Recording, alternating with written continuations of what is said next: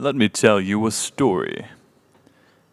It's a story not many would know about a people no one could forget. You see, Nate wasn't the smartest cookie in the jar, but he had the strength of an ox and the drive of a lion. Upon crashing down on what would become his home, he found himself without clothes, but with a goal. A nearby structure, perhaps once owned by those that had come before, would offer invaluable shelter for the coming night. The bearded man worked quickly, foraging the odd berry bush here and there, and enclosing his new abode with scrawny walls of wood. A shoddily constructed bed would offer more respite than the ground. The morning offered little additional comforts, but perhaps an old table and a humble chair could provide some relief. After a few days of living in this way, the first of many fortunate events to come would occur. An elderly man by the name of Nitro wandered into what Nate now considered his own territory. Perhaps the name Nitro was ill-advised. Really bad moving. 50% sight. This guy won't be able to hit anything. This guy is a bat, minus the good hearing part. 82. Look how old he is. Look how slow he is. This guy's gonna fall over and die at any minute. Nitro, I'm doing you a favor by putting you down. Suffice to say, Nitro was not heard from again. Now equipped with new utilities such as an incendiary launcher and some other valuables, Nate's confidence began to grow. It was around this time that he decided to start referring to himself and his people as SUGMA, the colony named Bowels. The first to join Nate on his venture was a heavyset man with a passion for the culinary arts named Woody. Little did Nate know that Woody found great pleasure in the decimation of his enemies.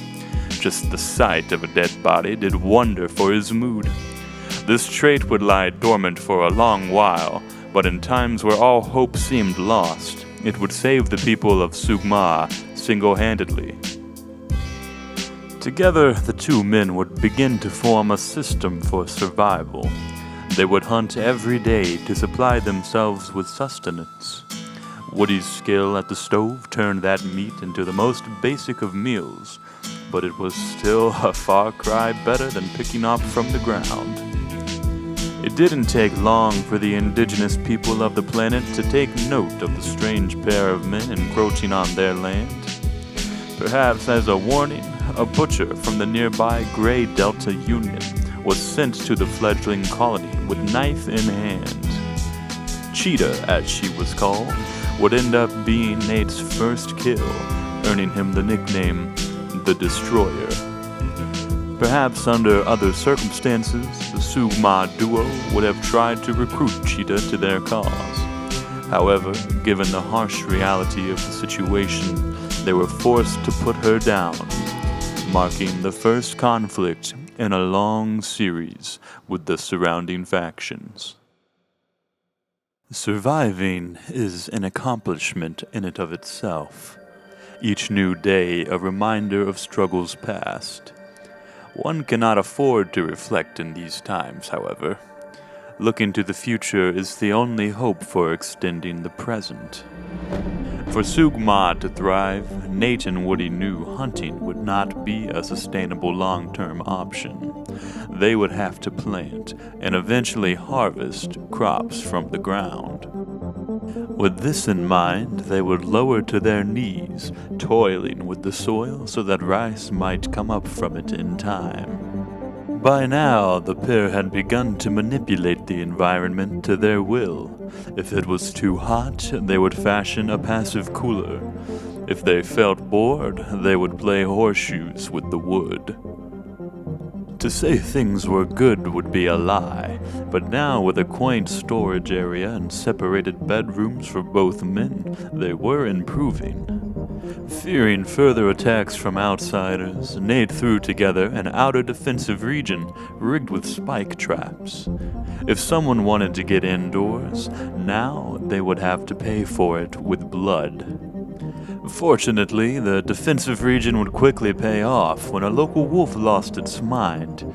The wolf attempted to hunt down one of our protagonists, but was stopped briskly in its tracks by the traps Nate had just constructed. It must have been soon after that when a gladiator named Brick would find himself at the colony of Boughs. A reluctant member of the Savage Buffalo's pirate gang, Brick had come in search of some loot to plunder. Instead, he ended up finding some of the best friends he would ever have. But we'll get to that part a bit later. For now, what mattered is that he failed to steal from the SUGMA people. They quickly incapacitated Brick with minor injuries and captured him. SUGMA had its first prisoner. Brick's attack had also exposed the necessity to extend the defenses of the settlement. If an invader was quick-footed, they would be able to access the inner compound before any of the traps were able to go off. Obviously, this was unacceptable. Unfortunately, Nate, the Destroyer, wouldn't have time to finish these necessary upgrades. Another attacker was already here. It seemed as though the universe was hungry for retribution. Had executing Nitro all those months ago been a costly decision in regards to karma? There was no time to ponder such things now, though. The invader, Ape, had fire in their eyes and was rushing towards the colony. Ape's approach was to set ablaze the rice fields that had taken oh so long to grow. This could not be allowed, and with just a few shots from his revolver, Nate laid Ape to rest. Little more than a footnote to the story unfolding.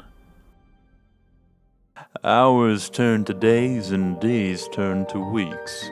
The process of recruiting Brick continued on slowly but persistently. More importantly, it was time to take an evolutionary step. Until now, wood had been the fuel used for powering our simple machines. It was time to advance into the electrical era. Despite the occasional mental break, Brick had been the perfect prisoner. After a couple months, the men had finally broken him down and convinced Brick that joining SUGMA was the right choice. If power was the goal, then Brick's first task would have to be excavating the steel that lied nearby. He wasn't the best miner, but just an extra set of hands would do for now. Things were looking good for the now 3 SUGMA people. With spirits high from the joys of progress, the men's sense of urgency had been rejuvenated. Collectively, they looked around to see that snow was falling all around them. Before they knew it, winter had begun. They had come a long way, but the group's trouble was only just beginning. I should know, since I was there. On the next exciting episode of the SUGMA People.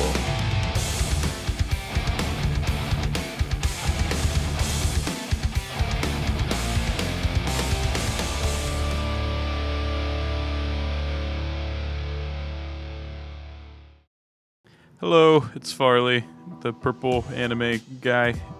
Yeah.